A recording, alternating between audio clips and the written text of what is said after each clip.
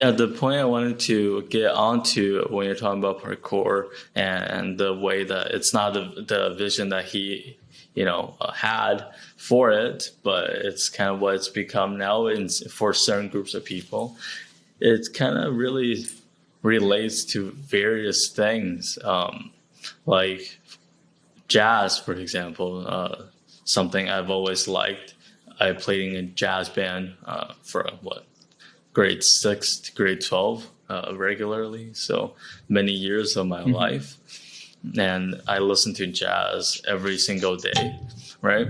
But one thing a lot of people talk about is you hear this in movies as well a lot. If you watch anything La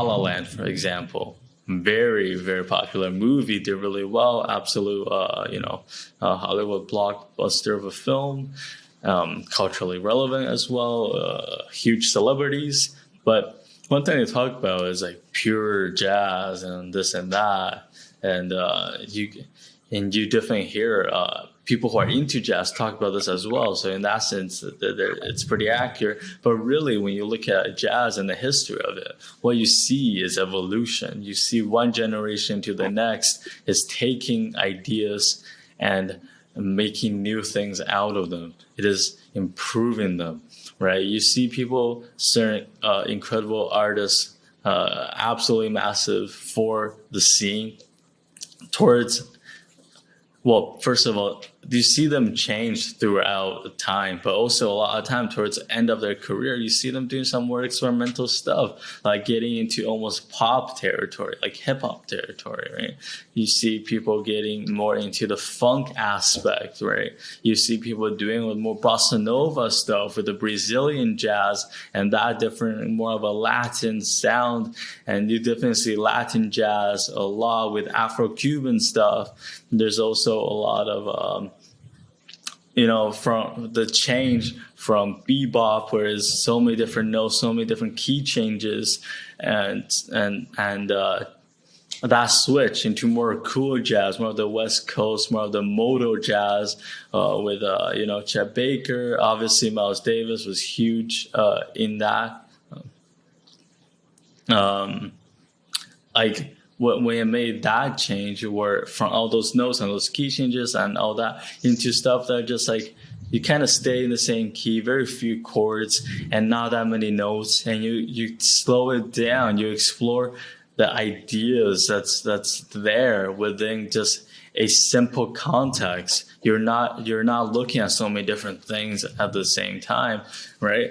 And you could really just find beauty in various things and take these old ideas into new ideas, combine them with other ideas, and see the interconnection between them, see how they influence each other, and really that whole idea of changing and progressing, evolving is really beautiful. And in each of the thing that actually ends up happening, and you see the differences, and you see the beauty in the differences, and you see the beauty in what they're actually doing, right?